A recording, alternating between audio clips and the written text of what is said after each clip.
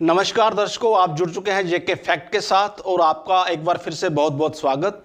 आज सबसे बड़ी खबर देश और जम्मू कश्मीर से संबंधित जो है वो राजनीतिक तौर पर आ रही है। गुलाम नबी आज़ाद कांग्रेस के दिग्गज नेता, जिन्होंने संजय गांधी से लेकर राजीव गांधी, सोनिया गांधी, इंदिरा गांधी के साथ, गांधी परिवार के जितने भी ये जो लोग हैं इनके साथ काम किया था और 70 के दशक में 1970 से लेकर अब तक वो इंडियन नेशनल कांग्रेस के सक्रिय सदस्य और एक नेता रहे हैं। उन्होंने जम्मू कश्मीर से लेकर केंद्र तक और देश में पूरी कांग्रेस की सियासत में एक महत्वपूर्ण योगदान दिया है। लेकिन कांग्रेस की मौजूदा परिस्थिति और नीतियों से रुष्ट होकर गुलाम नबी आज़ाद ने आज जो अपना कांग्रेस से इस्तीफा दिया है, अपना त्याग पत्र जो है उन्होंने सोनिया गांधी को भेजा है, उससे एक चीज़ स्पष्ट हो गई है कि जम्मू कश्मीर में नए राजनीतिक समीकरण बनने जा रहे हैं। और ये महज गुलाम नबी आज़ाद का ही इस्तीफा नहीं है,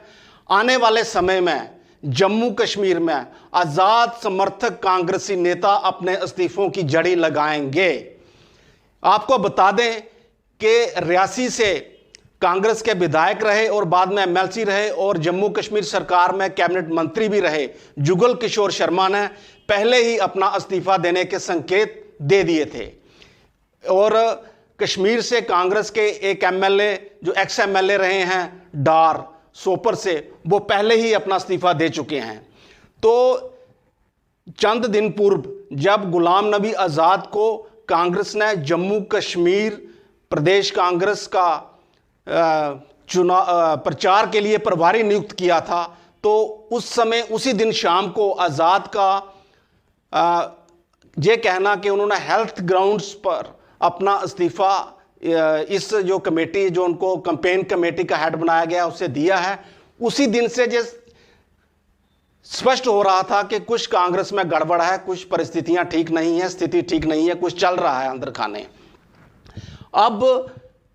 आने वाले समय में जम्मू कश्मीर में विधानसभा चुनाव भी होने हैं, तो गुलाम नबी आज़ाद का कांग्रेस से बाहर जाना, कांग्रेस को छोड़ना और जम्मू कश्मीर की जो मौजूदा राजनीतिक परिस्थिति है उसमें एक नए, हो सकता है कि नए राजनीतिक दल के तौर पर गुलाम नबी आज़ाद आए, इसकी संभावना प्रबल है, जिसकी चर्चा पहले भी होती रही है। और इस सिलसिले में आपको याद दिला दें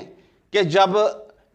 गत वर्ष राज्यसभा में गुलाम नबी आज़ाद का जो अपना कार्यकाल पूरा हुआ था और उस समय जो मोदी और प्रधानमंत्री नरेंद्र मोदी और गुलाम नबी आज़ाद के बीच जो संवाद हुआ था, जो डिबेट हुई थी, तो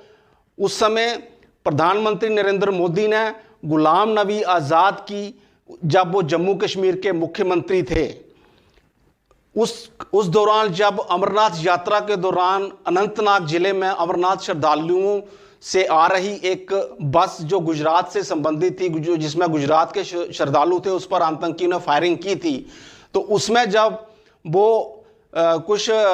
गुजरात के जो अमरनाथ श्रद्धालु थे मारे गए थे, तो उस संदर्भ में मोदी ने उस समय याद दिलाया था कि जब उन्होंने गुलाम नबी आज़ाद से उस समय बात की थी, तो जो संवाद हुआ था तो वो बड़े भावुक राज्यसभा के क्षण थे। दोनों जो नेता थे राज्यसभा के दौरान, प्रधानमंत्री नरेंद्र मोदी और गुलाम नबी आज़ाद उस समय राज्यसभा में नेता प्रतिपक्ष थे, तो दोनों भावुक हो गए थे। तो उस समय की जो केमिस्ट्री है जो मोदी और गुलाम नबी आज़ाद की, वो अब जो नए समीकरण बने हैं, गुलाम नबी आज़ाद ने जो इस्तीफा दिया है कांग्रेस से, तो वो देखा जा रहा है कि कहीं ना कहीं इनको बीजेपी के साथ भी जोड़ा जा रहा है। लेकिन फिलहाल तो जो राजनीतिक विश्लेषक हैं वो ये नहीं बता पा रहे हैं कि उनका मानना है कि गुलाम नबी आज़ाद फिलहाल भारतीय जनता पार्टी में नहीं जाएंगे।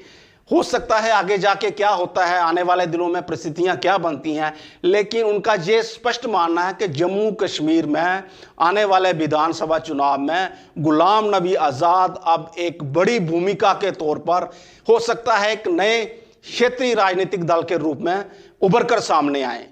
इससे गुलाम नबी आज़ाद का इस्तीफ़ा होने के बाद जो उनके जम्मू में या कश्मीर में समर्थक हैं, उनकी जो आपको बता दें कि गतिविधियां शुरू हो गई हैं, उनके बैठकें चल रही हैं ब्लॉक लेवल पे, डिस्ट्रिक्ट लेवल पे। तो ये आने वाले समय में जम्मू कश्मीर के संबंध में गुलाम नबी आज़ाद का इस्तीफ़ा सियासी तौर पर एक नई करवट लेगा और यहाँ पे जम्मू कश्मीर में आने वाले जब विधानसभा चुनाव होंगे तो गुलाम नबी आज़ाद की भूमिका या उस समय जो वो क्षेत्रीय राजनीतिक दल बनाते हैं या अन्य किसी राजनीतिक दल में जाते हैं, बड़ी अहम रहेगी। इसी के साथ मुझे दीजिए इजाज़त। आपका बहुत बहुत धन्यवाद।